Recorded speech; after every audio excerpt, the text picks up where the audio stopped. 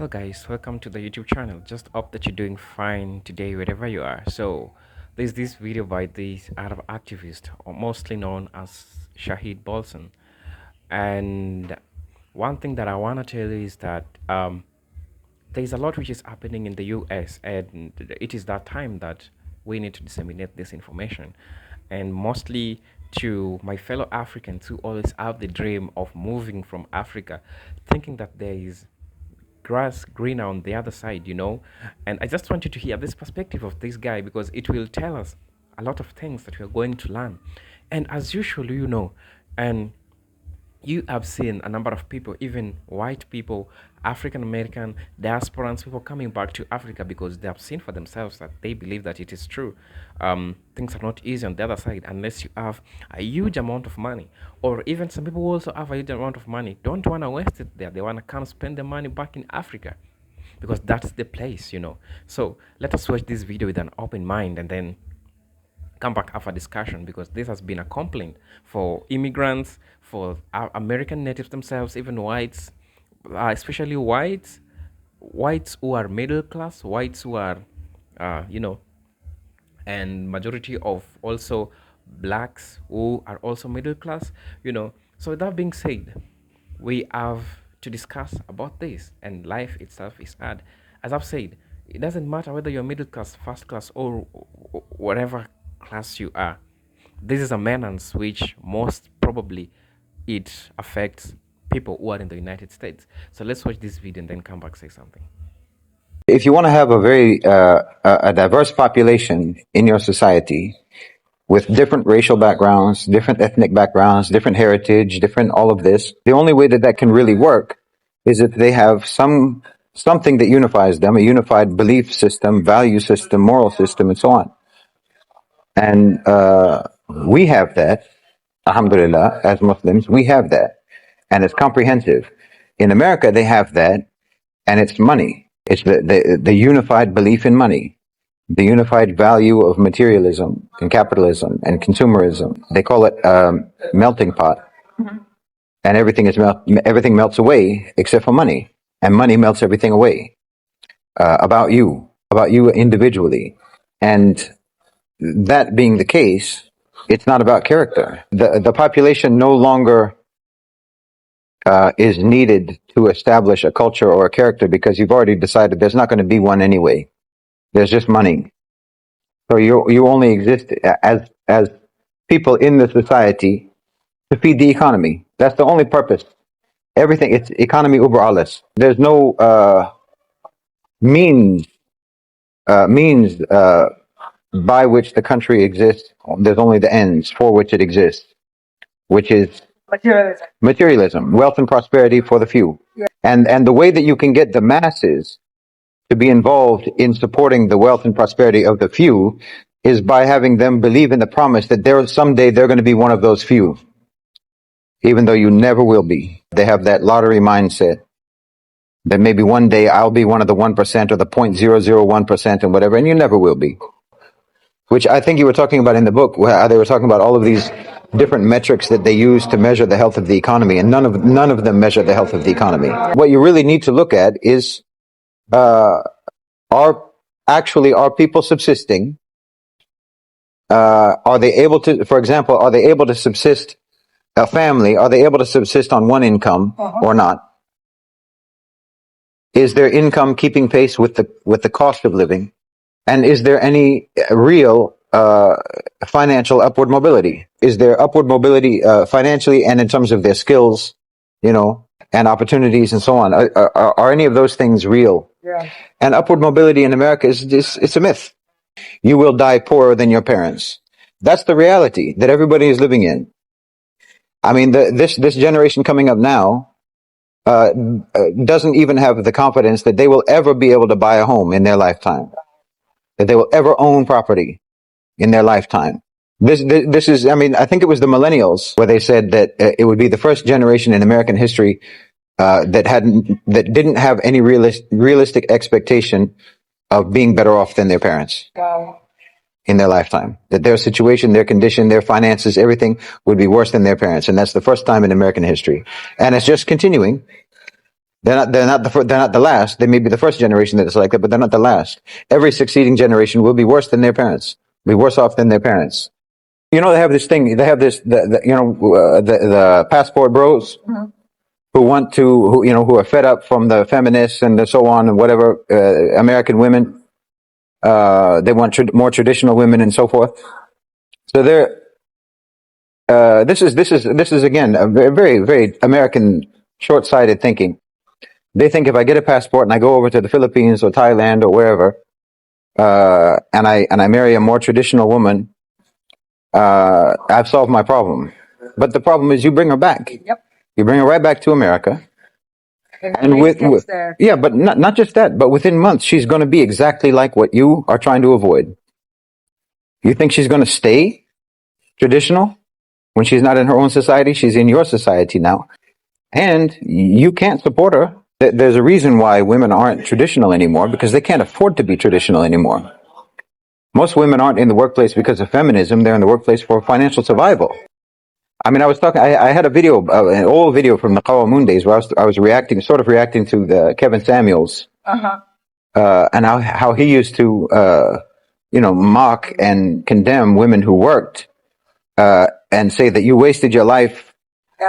You wasted your life on a career, and now you're 40, whatever, and you want a man. You have unrealistic expectations of a man who's making $100,000 a year, 6 or 7 figure income. But you don't bring anything to the table that he wants, because all you did was work. Be in the workplace, and you worked, and you have nothing to offer him. Okay, but the fact that she wants to marry a man who is making a 6 or 7 figure income means that she wants to be traditional. She wants to be at home. She doesn't want to be working. That's a situation that the economy forced on her. And now you're bringing a girl back from the Philippines back into that same system. What do you think is going to happen? She's going to have to work too. All the same things are going to happen. Why don't you get your passport and just move? Yeah. That's how you can solve. That's a much better way to solve your problem. Get out of that system. Get out of that economy. Get out of that country. Get out of that so-called culture. Get out of that so-called civilization, and go somewhere that's actually more civilized, that's more advanced, because it's more traditional.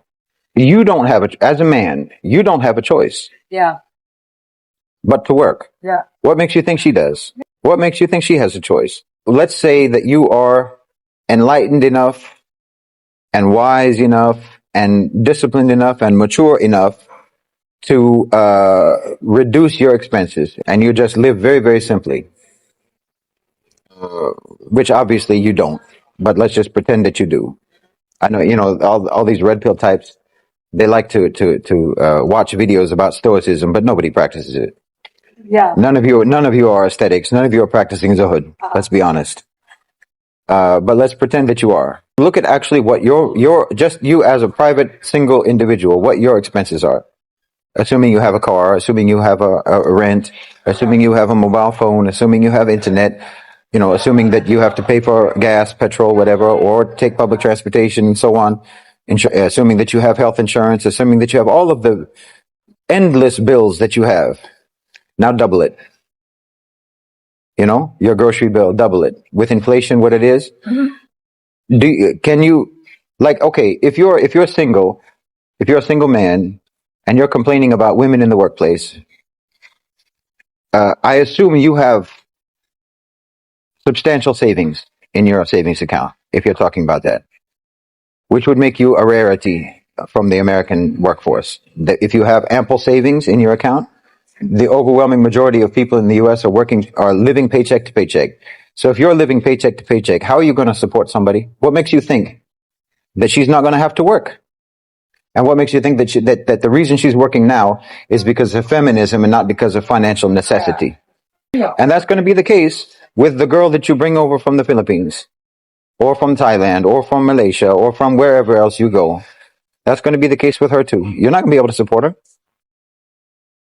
That's not your problem. Your problem isn't the female victims of the economic system that you're in. The problem is the economic system that you're in, which is based on a belief system, which is a disbelief system. It's a kufr system.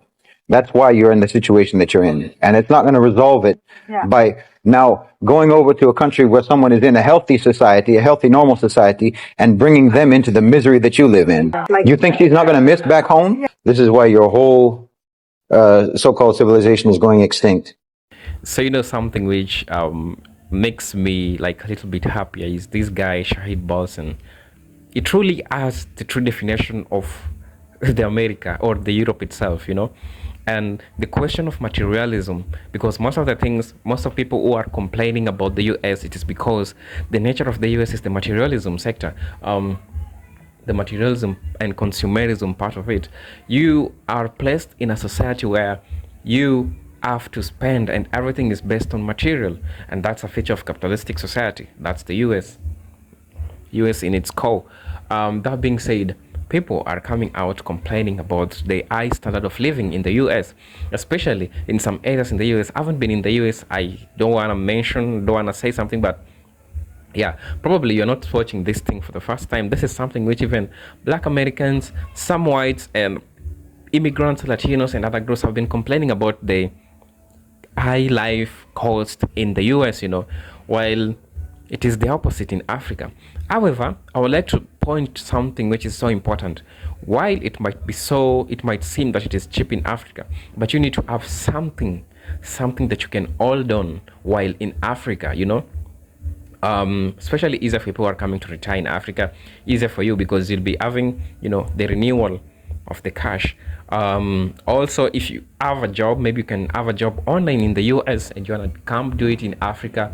Yes, still promising for you, you know. So when Shahid Balsan talks about the feature or the nature of the US or the Europe in general, it is especially always to exploit you. And you live your life always working. You'll always work. And that's why I've seen a couple of immigrants complaining that they have to work every now and then. You wake up in the morning, they have to work. In the evening, they are working. Lunchtime, they are working. There is always no time to rest. The only time to rest they have is when they go to bed and they lay for around 5 hours, 6 hours. Then they wake up again. They have to take another role because to sustain them, because the bills are so much. You have to work so hard to sustain the bills, you know. And in Africa, you don't have to live 5 people, 7 people in one apartment, you know, because houses are cheap. I mean, you can afford to live there by yourself, you know. Look at even videos for African Americans who have come to Kenya. Look at how they have sustained themselves. They've shown you videos how the places are really, really cheap, and they are so surprised that, you know, they didn't expect that because that's not which always happens in the US. I also have an African American friend. Anytime we go to buy a thing, he always wonders, you know, the price that I can buy for this. And he shall say that, oh, this is even 4 times expensive back in the US as compared to in Africa. Even the services, barber shop, the malls, the shopping and things, 4 times cheaper as compared to the US. Even if you have a Uber person who is taking you around places, we have boarded him Uber more than 10 times, you know. So anytime we boarded a Uber, if you say that, you know, this distance that we've covered, you know how much I will pay when we are in US? I was like, what? So it is expensive. And so even the immigrants who are always going to the US, I'm talking about Africans, it is a message for you. If you're going to the US or Europe in general, kindly have something tangible that you're going to do on paperwork, you know. Don't go starting to survive there, trying to, you know, you don't know what you'll wake up for tomorrow. You're just trying to survive in those places. Please stay in Africa. The little money you have, start some business, start something that you can do with it. Of course, I've seen a couple of Africans thriving. And diasporans, Chinese are coming to Africa to invest in Africa. Indians are coming in Africa. They have always been here in Africa, especially Kenya. We have our history about the Indians building the railways, you know. So this is something which has always been happening, and they have seen a lot of potential in Africa as compared to other places that they have been. I mean, continental-wise, Africa in general. And Africa is rising, as you always know. So stay in your own country, Africans. This is my plea to you. My message to African Americans is this: come to Africa, but have something at least tangible. Not much, not little, but something tangible, something that you can count on. You know what I'm saying? So while coming to the motherland, this is the message that I'm going to leave you. Come with something little, something that can sustain you for at least 6 months, so that when you don't cope up with the things in Africa, you can do your ticket, go back. Some people come with one-way ticket, some people come with two-way ticket. It will depend on your decision. That I cannot decide for you, but it's always good to give it a try for 6 months. If you don't click with it, you know, just you know what to do, But it is a promising. We are so welcoming, we Africans, and this is the place. So tell me to think about this in the comment section. Until then, let's meet on the next video. Peace, love, and harmony. Salute, and peace be with you.